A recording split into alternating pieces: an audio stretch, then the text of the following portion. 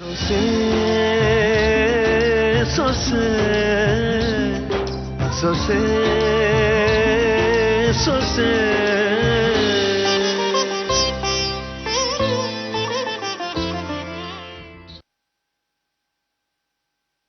ನೀ ಹೊರಡು, ನಾನು ನಿಂಗೆ ನಾಳೆ ಮಂಜುನಾಥ ಟೆಂಪಲ್ ಅಲ್ಲಿ ಸಿಗ್ತೀನಿ. ನಾನು ಈಗಾಗಲೇ ಮಂಜುನಾಥ ಟೆಂಪಲ್ ಹತ್ರ ಇದ್ದೀನಮ್ಮ. ಏನು? ಹೌದಮ್ಮ, ಆಸ್ತಿ ಎಲ್ಲ ನನ್ನ ಹೆಸರಿಗಾಯ್ತು. ತಕ್ಷಣ ಹೊರಟು ಬಾ ಅಂತ ನೀನು ಹೇಳ್ದಲ್ಲ, ಅದಕ್ಕೆ ಹೊರಟು ಬಂದೆ. ಒಳ್ಳೇದೇ ಆಯ್ತು. ಸದ್ಯಕ್ಕೆ ಅದೇ ಆಸ್ತಿ ವಿಷಯದ ಬಗ್ಗೆ ಒಂದ್ ಸ್ವಲ್ಪ ಕೆಲಸ ಇದೆಯಂತೆ, ಅದನ್ನ ಮುಗಿಸ್ಕೊಂಡು ಅಲ್ಲಿಗೆ ಬರ್ತೀನಿ. ದೇವಸ್ಥಾನನ? ಇಲ್ಲ ಮಗಳೇ, ಮೊದಲು ನೀನು ಇಲ್ಲಿಗೆ ಬರಬೇಕು. ನೀನು ಅರ್ಧ ಗಂಟೆಯಲ್ಲಿ ನೀನು ಇಲ್ಲಿ ಇರಬೇಕು. ಇವತ್ತು ಪೂಜೆ ಕೊಟ್ಟಿದ್ದೀನಿ ಕಣೆ. ಏಯ್, ಇವತ್ತು ನಿಮ್ಮ ಅಪ್ಪನ ಹುಟ್ಟುದಬ್ಬ ಕಣೆ. ಅದಕ್ಕೆ ನನ್ನ ಮಗಳು ನನ್ನ ಜೊತೆಯಲ್ಲಿ ಇರಬೇಕು. ಸಾರಿ ಅಪ್ಪ, ನಾನು ಮರ್ತೇ ಹೋಗಿದ್ದೆ. ನಾನು ಈಗಲೇ ಹೊರಡ್ತೀನಿ. ಇನ್ನು ಅರ್ಧ ಗಂಟೆಲಿ ಅಲ್ಲಿರ್ತೀನಿ. ಓಕೆ, ಬಾಯ್.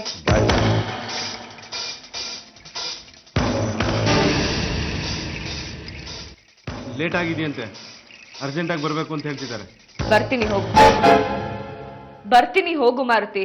ಅಣ್ಣ ಅಂತಿದ್ದ ಬಾಯಿ ಆಸ್ತಿ ಬಂದ ಮೇಲೆ ಮಾರುತಿ ಅಂತ ಕರೆಯ ಶುರು ಮಾಡಿ ಎಲ್ಲ ನಿನ್ನ ಕಾಲು ಹಿಡಿಯೋಕೆ ಕೀರ್ತಮ್ಮ ಒಂದು ವ್ಯವಸ್ಥೆ ಮಾಡೇ ಮಾಡ್ತಾರೆ. ಅವತ್ತು ನಾನ್ ಮಾತಾಡ್ತೀನಿ. ಏನ್ ಮುಖ ನೋಡ್ತಾ ಇದ್ಯಾ? ಬರ್ತೀನಿ ಹೋಗು.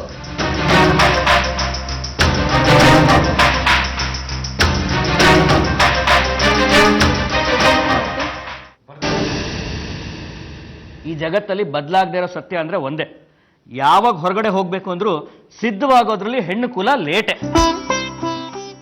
ಸಾಕು ಸುಮ್ಮನೆ ರೀ, ನಾನು ಶಾರದಲ್ಲಿ ರೆಡಿಯಾಗಿ ನಿಂತಿಲ್ವಾ? ಬಂದ್ಲಲ್ಲ, ಬಾಮ್ಮ. ಯಾಕೆ ಇಷ್ಟೊಂದು ತಡ ಮಾಡ್ಬಿಟ್ಟೆ? ಅಲ್ಲಿ ಆಡಿಟರ್ ನಮಗೋಸ್ಕರ ವೇಟ್ ಮಾಡ್ತಿದ್ದಾರೆ, ಫೋನ್ ಮಾಡಿದ್ರು. ಬೇಗ ಹೋಗೋಣ.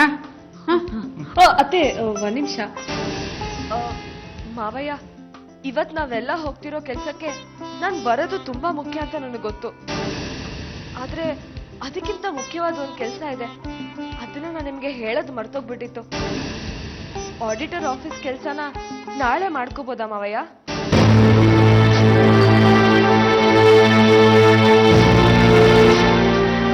ಮುಂದಕ್ಕೆ ಹಾಕೋಕ್ ಹೇಗಮ್ಮ ಸಾಧ್ಯ? ಅಲ್ಲ, ಹಾಗೇನಾದ್ರೂ ಮಾಡಿದ್ರೆ ಫೈನ್ ಬೀಳೋದು ನಮ್ಗೆ ತಾನೆ. ಇದಕ್ಕಿಂತ ಮುಖ್ಯವಾದ ಕೆಲಸ ಏನಿದೆ? ನನ್ ಕೋರಿಕೆನ ಈಡೇರ್ಸಪ್ಪ ಅಂತ ಆ ದೇವರಿಗೆ ವಿಷ್ಣು ಸಹಸ್ರನಾಮ ಹೇಳ್ತಾ ಪೂಜೆ ಮಾಡಿಸ್ತೀನಿ ಅಂತ ಸಂಕಲ್ಪ ಮಾಡಿದ್ದೆ.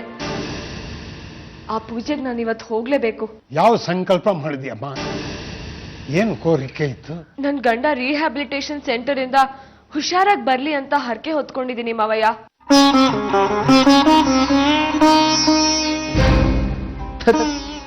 ಇವಳು ಹೊಡೆದ್ಲು ಸೆಂಟಿಮೆಂಟ್ ಸಿಕ್ಸರ್. ನನ್ ಗಂಡ ಕುಡ್ತಾ ಬಿಡ್ಲಿ ಅಂತ ದಿನ ದೇವ್ರಿಗೆ ತುಪ್ಪದ ದೀಪ ಹಚ್ತಾ ಇದೀನಿ ಮಾವಯ್ಯ. ಅವರಿಂದ ಈ ಒಗ್ಗಟ್ಟು ಕುಟುಂಬಕ್ಕೆ ಕೆಟ್ಟ ಹೆಸರು ಬರಬಾರ್ದು ಅಂತ ಆ ದೇವ್ರಿಗೆ ವಿಶೇಷವಾದ ಪೂಜೆ ಮಾಡಿಸ್ತಾ ಇದೀನಿ. ಮನುಷ್ಯರು ಮಾಡ್ಕೊಂಡಿರೋ ವ್ಯವಸ್ಥೆನಲ್ಲಿ ಫೈನ್ ಕಟ್ಟೋ ಅವಕಾಶ ಇರತ್ತೆ ಮಾವಯ್ಯ, ಆದ್ರೆ ಇದು ದೇವ್ರ ವಿಷಯ ಅಲ್ವಾ? ಹೌದಮ್ಮ, ಯಾವುದೇ ಕಾರಣಕ್ಕೂ ದೇವ್ರ ವಿಷಯನ ಪಕ್ಕಕ್ಕೆ ತಳ್ಬಾರ್ದು. ನೀನು ದೇವಸ್ಥಾನಕ್ಕೆ ಹೋಗ್ಬಿಟ್ಟೆ ಬಾ.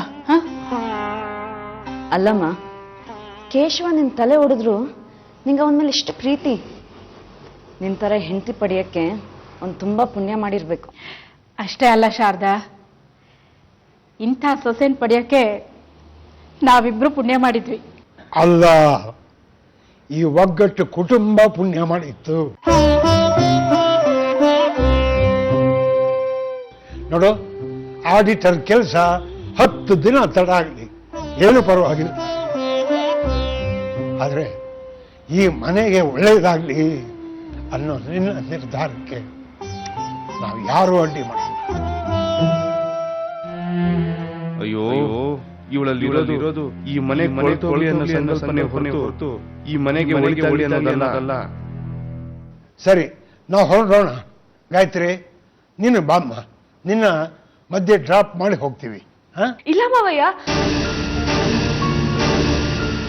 ನಾನಿನ್ನು ಪೂಜೆ ಸಾಮಾನೆಲ್ಲ ರೆಡಿ ಮಾಡ್ಕೊಂಡು ಹೊರಡ್ಬೇಕು.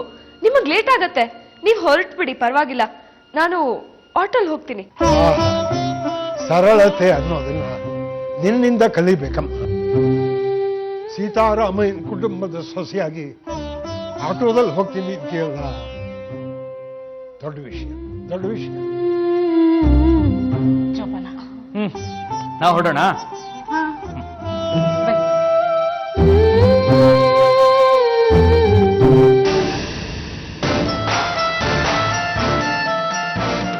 ಮನೆಯವ್ರ ಕಿವಿಗೆ ಬಣ್ಣದ ಮಾತುಗಳು ತುಂಬಿ ಭೇಷ ಅನ್ನಿಸ್ಕೊಂಡು, ಆದ್ರೆ ಮಾಡ್ತಿರೋದು ಬೇರೆ ಕೆಲಸ.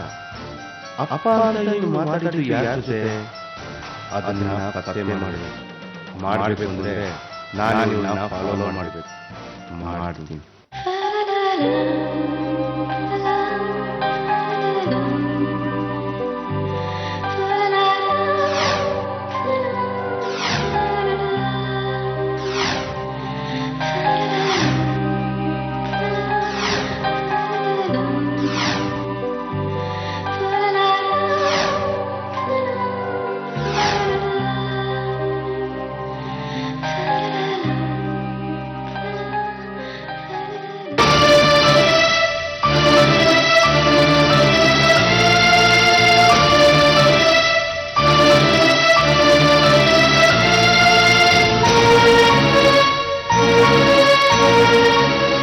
ಹಾಯ್ ಬಸವ. ಸರ್, ನೀವು ನನ್ನನ್ನು ಮಾತಾಡಿಸ್ತಾ ಇದ್ದೀರಾ? ಹೌದು ಬಾಸ್, ನಮ್ಮ ಬಾಸ್ ಕಾರಿನ ಸಾರಥಿ ಅಲ್ವಾ ನೀವು? ಎಷ್ಟೊಂದು ಸತಿ ಮದನ್ ಮೋಹನ್ ಸರ್ ಹೇಳ್ತಿರ್ತಾರೆ ನಿನ್ ಡ್ರೈವಿಂಗ್ ತುಂಬಾ ಚೆನ್ನಾಗಿರುತ್ತೆ ಅಂತ. ಹೌದಾ ಸರ್? ಹೌದು. ಬಸವನ ಕೈಯಲ್ಲಿ ಸ್ಟೇರಿಂಗ್ ಇದ್ರೆ ಸಾಕು, ಕಾರಲ್ಲಿ ಕೂತಿರೋರು ತಾಯಿ ಮಡ್ಲಲ್ಲಿ ಮಲಗ್ದಾಗಿರುತ್ತೆ ಅಂತಿರ್ತಾರೆ. ಥ್ಯಾಂಕ್ಸ್ ಸರ್, ಇವೆಲ್ಲ ಅವ್ರ ದೊಡ್ಡ ಗುಣ ಬಿಡಿ. ಇಷ್ಟು ದಿನ ಬಾಯಿ ತುಂಬ ಬೈತಾರೆ, ಕೈ ತುಂಬ ಟಿಪ್ಸ್ ಕೊಡ್ತಾರೆ ಅನ್ಕೊಂಡಿದ್ದೆ, ಆದರೆ ಈ ಲೆವೆಲ್ಗೆ ಹೋಗ್ಲಿದ್ದಾರೆ ಅಂದ್ರೆ ಸೂಪರ್ ಬಿಡಿ ಸರ್. ಈ ಮಾತೆಲ್ಲ ಯಾವಾಗ ಹೇಳಿದ್ರು ಸರ್? ಅದೇ ಬಸ್ಸು, ಮೊನ್ನೆ ನಾನು ಅದ್ಯಾವುದೋ ಸೈನ್ ಹಾಕಿಸ್ಕೋಬೇಕು ಅಂತ ಗೆಸ್ಟ್ ಹೌಸ್ ಕಡೆ ಬರ್ತಿದ್ದೆ, ನಿನ್ ಕಾರ್ನ ಅದ್ಯಾವುದೋ ಹುಡುಗಿ ಹತ್ಕೊಂಡ್ಲು, ಅವತ್ತೇ ಬಸ್ಸು. ಓ ಸರಿ ಬಿಡಿ, ಅವ್ರು ಹುಡ್ಲಿದ್ ಯಾಕೆ ಅಂತ ಗೊತ್ತಾಯ್ತು. ಅವತ್ತು ಆ ಹುಡುಗಿನ ನೋಡಿದ್ಮೇಲೆ ನಮ್ಮ ಬಾಸ್ ಒಳ್ಳೆ ಮೂಡಲ್ಲಿದ್ರು. ಎಷ್ಟೋ ಜನ ಹುಡುಗಿರಲ್ಲಿ ಬಂದು ಹೋಗಿದ್ದಾರೆ ಸರ್, ಆದರೆ ಈ ಹುಡುಗಿನೇ ಬೇರೆ ಥರ. ಇನ್ನೂ ನಮ್ಮ ಬಾಸ್ ಬುಟ್ಟಿ ಬಿದ್ದಿಲ್ಲ ಅನ್ಸುತ್ತೆ, ಆದರೆ ಗೊತ್ತಲ್ಲ ನಮ್ಮ ಬಾಸು ಕಲಾಕಾರ.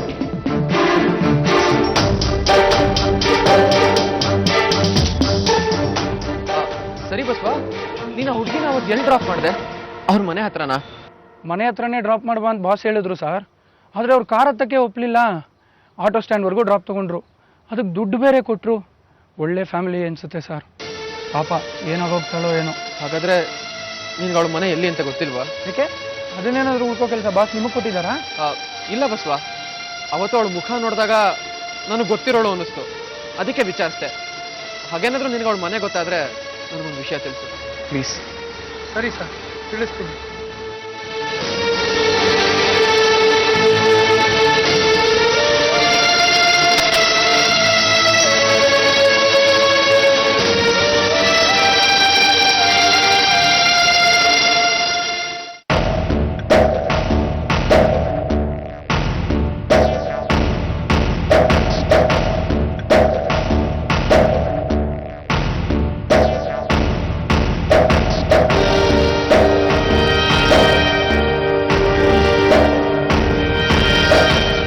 ಫೋನಲ್ಲಿ ಮಾತಾಡಿದ್ದು ನಿಜಾನೇ ಆಗಿದ್ರೆ ಈಗ ಈ ಅಂಜಲಿ ಅಪ್ಪ ಇಲ್ಲಿಗೆ ಬರಬೇಕು.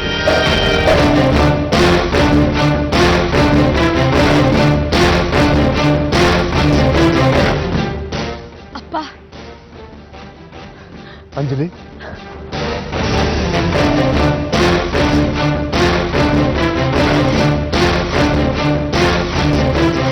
ನರಸಿಂಹ ಕೈ ಇಲ್ಲದೆ ಇರೋರು.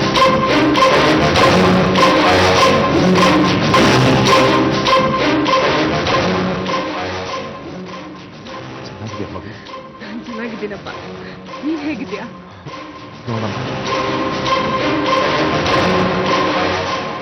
ಎಷ್ಟು ದಿನ ಆಯ್ತೋ ಕಂದ ನೀನ್ ನೋಡಿ.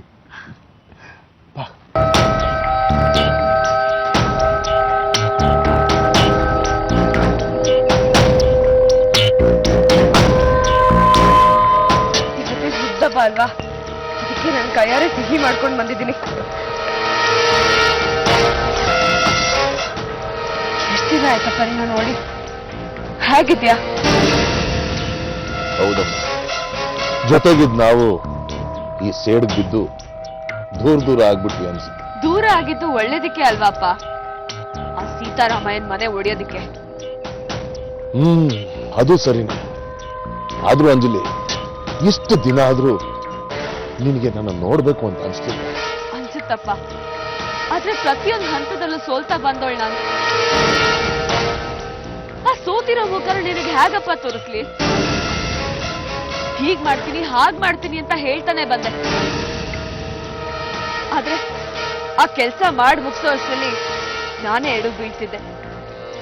ಆದ್ರೆ ಇವತ್ತು ನಾನು ಇನ್ ಮುಂದೆ ಕೂತಿದ್ದೀನಿ, ಪರ್ಮನೆಂಟ್ ಆಗಿ ಬೆಂಗಳೂರಿಗೆ ಬಾ ಅಂತ ಕರೀತಿದ್ದೀನಿ ಅಂದ್ರೆ ನಾನ್ ಗೆದ್ದಿದ್ದೀನಪ್ಪ. ಸೀತಾರಾಮಯ್ಯನ ಇಡೀ ಆಸ್ತಿ ಮೇಲೆ ಬರ್ದಿರೋದು ಈಗ ನನ್ನ ಅಂದ್ರೆ ಸೂತ್ರ ನಿನ್ನ ಕೈಗೆ ಬಂದಾಯ್ತು. ನಾನ್ ಹಾರಿಸಿದ ಕಡೆ ಅವರು ಹಾರಾಡ್ಬೇಕು, ನಾನ್ ಬೀಳ್ಸಿದ ಕಡೆ ಬಿದ್ದು ಒದ್ದಾಡ್ಬೇಕು. ಅವ್ರು ಒದ್ದಾಡೋದನ್ನ ನೋಡಿ ನಾವು ಆನಂದ ಪಡ್ಬೇಕು. ನಿಜ, 22 ವರ್ಷಗಳಿಂದ ಬರೀ ದುಃಖನೇ ಅನುಭವಿಸ್ತಾ ಬಂದಿದ್ದೆ. ಇವತ್ತು ಮೊದಲನೇ ಬಾರಿಗೆ ಸಂತೋಷದ ಮಳೆ ಬೀಳ್ತಿದೆ. ಇನ್ಮೇಲೆ ಈ ಮಳೆಗೆ ಬೆಳೆಯೋದು ಸಂತೋಷದ ಬೆಳೆನೆ. ನೀನ್ ಎಲ್ಲೂ ಹೋಗ್ಬೇಕಾಗಿಲ್ಲಪ್ಪ, ಇದೇ ಊರ್ನಲ್ಲಿ ಮನೆ ಮಾಡ್ಕೊಂಡಿರು. ಇನ್ಮೇಲೆ ದಿನ ಭೇಟಿ ಆಗೋಣ.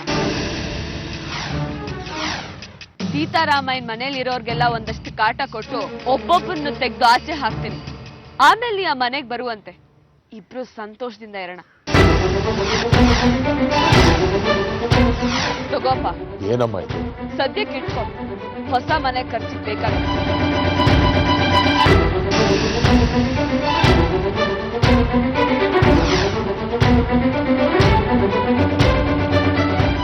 ಅವ್ರ ಮನೆ ದುಡ್ಡಲ್ಲಿ ನಮ್ಮನೆ ಆಗ್ಬೇಕೇನಮ್ಮ? ಅಪ್ಪ, ಇದು ನಮ್ ದುಡ್ಡು. ನಮಗ್ ಬರ್ಬೇಕಾಗಿರೋ ದುಡ್ಡಲ್ಲಿ ಅವ್ರು ಮಜಾ ಮಾಡ್ತಿದ್ದಾರೆ ಅನ್ನೋದನ್ನ ಯಾವುದೇ ಕಾರಣಕ್ಕೂ ಮರಿಬೇಡ.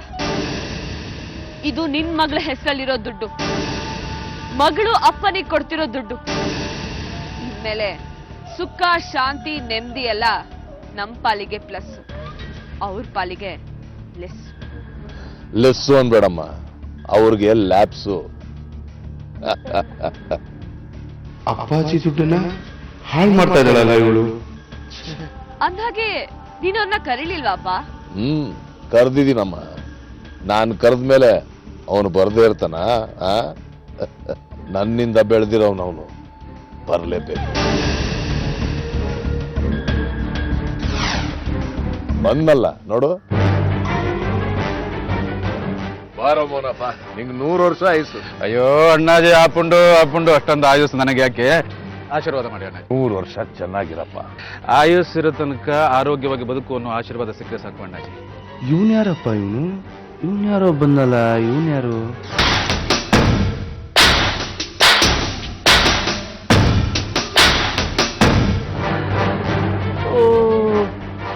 ನಿಮ್ ಮಗಳಲ್ವಾ? ನಮಸ್ಕಾರಮ್ಮ. ನಿಮ್ ಫಾದರ್ ತುಂಬಾ ಗ್ರೇಟು. ಅವರು ಅದೇ ಲೆವೆಲ್ ಅಲ್ಲಿ ಇದ್ಕೊಂಡು ಬೇರೆಯವ್ರನ್ನ ತುಂಬಾ ಎತ್ತರಕ್ಕೆ ತಗೊಂಡು ಹೋಗ್ಬಿಟ್ಟಿದ್ದಾರೆ. ಅದಕ್ಕೆ ಅವ್ರ ಲೆವೆಲ್ ಜಾಸ್ತಿ ಆಗ್ಬೇಕು. ಮರಿಯೋರ್ ಜಾಸ್ತಿ ಆದ್ರೂ ಒಂದ್ ಮಾತ್ರಕ್ಕೆ ಮೆರಿಯೋರ್ ತೂಕ ಏನ್ ಕಡಿಮೆ ಆಗೋದಿಲ್ವಲ್ಲ. ಓಹೋ ಅಣ್ಣಾಜಿ, ನಿಮ್ಮ ಮಗಳು ತುಂಬಾ ತೂಕವಾಗಿ ಮಾತಾಡ್ತಾಳೆ. ಚಿಕ್ಕಂದಲ್ಲಿ ನೋಡಿದ್ದು ತುಂಬಾ ಬೆಳೆದು ಬಿಟ್ಟಿದ್ದಾಳೆ. ನೀನು ಅಷ್ಟೇ, ದುಡ್ಡು ಬಂದ್ಮೇಲೆ ತುಂಬಾನೇ ಬದಲಾಗಿದ್ಯಾ. ಛೇ ಛೇ ಛೇ ಛೇ, ಏನಣ್ಣಾಜಿ ನೀವು ಹೀಗೆ ಮಾತಾಡ್ತೀರಾ? ಇದು ನನ್ನ ಪ್ರಯತ್ನದಿಂದ ಬಂದ ದುಡ್ಡಲ್ಲ ಅಣ್ಣಾಜಿ. ನಿಮ್ಮ ಆಶೀರ್ವಾದ, ನಿಮ್ಮ ಕೃಪಾ ಕಟಾಕ್ಷ ಇರ್ಲಿ. ಮೋನ, ವಿಷಯಕ್ಕೆ ಬರೋಣ.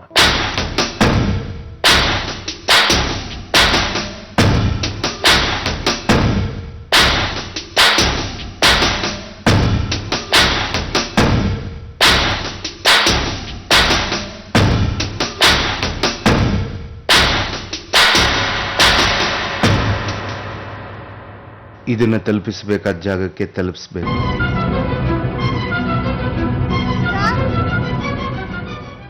ವಸುದಾ,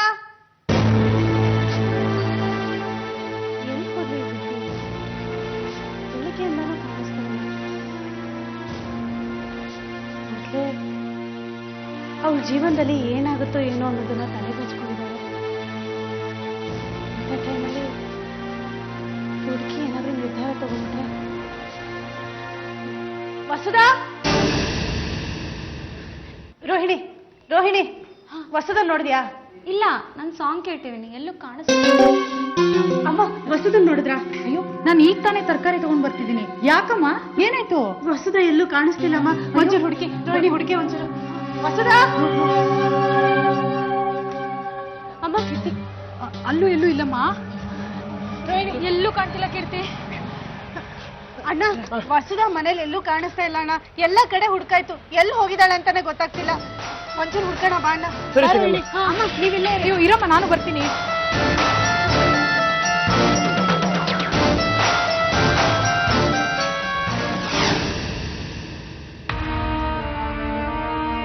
ದೇವ್ರೆ, ನನ್ನ ಮಗಳ ಪರಿಸ್ಥಿತಿನ ಯಾರ ಹತ್ರನೂ ಹೇಳ್ಕೊಳ್ಳೋ ಹಾಗಿಲ್ಲ. ಅವಳು ಒದ್ದಾಟಕ್ಕೆ ಉತ್ತರ ಕೊಡ್ಸೋಕ್ಕೂ ಆಗ್ತಿಲ್ಲ. ಇಷ್ಟು ದಿನ ನನ್ನ ಮಾತು ಕೇಳ್ತಿದ್ ಗಾಯತ್ರಿ ಈಗ ನನ್ನ ಮಾತು ಕೇಳ್ತಿಲ್ಲ. ಮನೆಯವ್ರ ಹತ್ರ ಈ ವಿಷಯ ಮಾತಾಡಿ ಪರಿಹಾರ ಕಂಡ್ಕೊಳ್ಳೋಣ ಅಂದ್ರೆ ಧೈರ್ಯ ಸಾಕಾಗ್ತಿಲ್ಲ. ಏನಪ್ಪ ಮಾಡ್ಲಿ ದೇವ್ರೆ, ನೀನೇ ನನ್ನನ್ನು ಕಾಪಾಡಬೇಕು. ಹೌದು, ಬರುತ್ತೈತೆ ಶುಭ ಕಾಲ ಬರುತ್ತೈತೆ, ದೇಶ ಕಾಡುತ್ತಿರುವ ಬರಕ್ಕೊಂದು ಪರಿಹಾರ ಸಿಗುತ್ತೈತೆ. ಗಣಿ ಗಲ್ಲಿಸಲು ಸೋರಿಯಂ ಟೆಲಿಕಾಮಲ್ಲಿ ಕಾಲ ಬರುತ್ತೈತೆ. ಮಾರಮ್ಮ ಮಗುವಾಗಿ, ಕಕ್ಕಮ್ಮ ಮಗುವಾಗಿ, ಎಲ್ಲಮ್ಮ ಚೌಡಮ್ಮ ಚೆಂಡಾಡಿ ದೇವ್ರೆ, ನನಗೆ ಪರಿಹಾರ ತೋರಿಸು ಅಂದ ತಕ್ಷಣ ಈ ಧ್ವನಿ ಕಿವಿಗೆ ಬೀಳೋ ಹಾಗೆ ಮಾಡಿದ್ಯಲ್ಲಪ್ಪ. ಅಂದ್ರೆ ನನ್ನ ಸಮಸ್ಯೆಗೆ ದಾರಿ ತೋರಿಸೋ ನಾಯಕ ಇವನೇನಾ? ಸ್ವಾಮಿ, ಬಿಡ್ಬಿಡ್ಕೆ ಸ್ವಾಮಿ, ಸ್ವಲ್ಪ ನಿಂತ್ಕೊಳ್ಳಿ. ಬಾರಯ್ಯ ಬಾರಯ್ಯ ಬರ್ಗೆ ಟಣ್ಣಯ್ಯ, ಬರು ಮಾಡ್ಕೊಳ್ಳಕ್ಕೆ ಜಕ್ಕಮ್ಮ ಅವಳಯ್ಯ, ಸೇರಯ್ಯ ಸೇರಯ್ಯ ಅವಳನ್ನ ಸೇರಯ್ಯ. ಏನ್ ಸ್ವಾಮಿ, ಈಗಲೇ ದೇವ್ರ ಪಾದ ಸೇರ್ಕೊ ಅಂತ ಹೇಳ್ತಿದ್ದೀರಾ? ಏ ದಡ್ಡ, ದೇವ್ರ ಪಾದ ಸೇರೋದು ಅಂದ್ರೆ ಅವಳು ಕೃಪಾ ಕಟಾಕ್ಷ ಸೇರೋದು ಅಂತ. ಅಂದ್ರೆ ಎಲ್ಲಾ ಸಮಸ್ಯೆಗೂ ನೀವು ಉತ್ತರ ಕೊಡ್ತೀರಾ? ಮೂರ್ಖ, ಇವತ್ತು ಭಟ್ರು ಸಿನಿಮಾ ಮಾಡೋಕೆ, ಶೆಟ್ರು ಸಿಎಂ ಆಗೋಕೆ ನನ್ನ ಜಕ್ಕಮ್ಮನೇ ಕಾರಣ. ಹೇಳು, ನಿನ್ನ ಸಮಸ್ಯೆ ಆದ್ರೂ ಏನು? ಹಾಗಾದ್ರೆ ಯಾವುದೇ ಸಮಸ್ಯೆ ಇದ್ರೂ ಪರಿಹಾರ ಹೇಳ್ತೀರಾ? ಸ್ವಾಮಿ, ನನ್ನ ಮಗಳ ಬಗ್ಗೆ ಸ್ವಲ್ಪ ಹೇಳ್ಬೇಕು. ಅವಳ ಗಂಡ ಒಂದು ತೊಂದರೆಯಲ್ಲಿ ಸಿಕ್ಕಾಕೊಂಡಿದ್ದಾನೆ.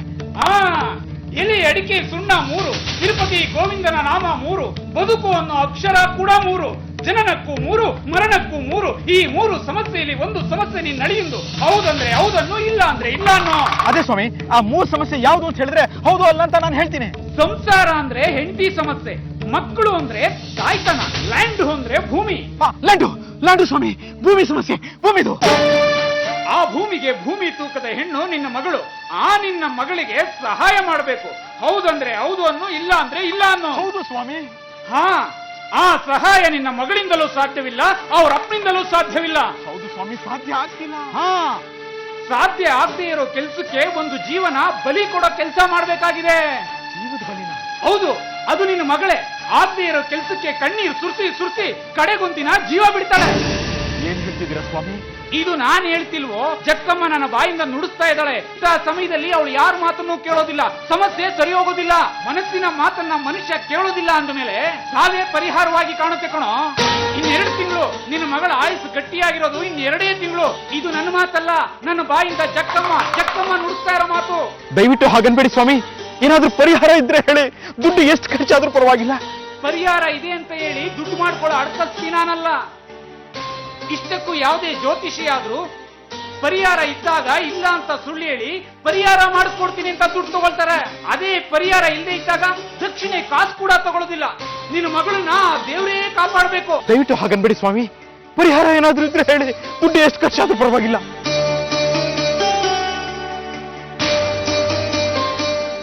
ನಿನ್ನ ಮಗಳನ್ನ ದೇವರೇ ಕಾಪಾಡಬೇಕು. ಜಕ್ಕಮ್ಮ ನುಡಿತಾವಳೆ. ಹಾಗಾದ್ರೆ ನನ್ನ ಮಗಳ ಕತೆ ಅವನ್ನ ಯಾರು ತಪ್ಪಕ್ಕಾಗೋದಿಲ್ಲ.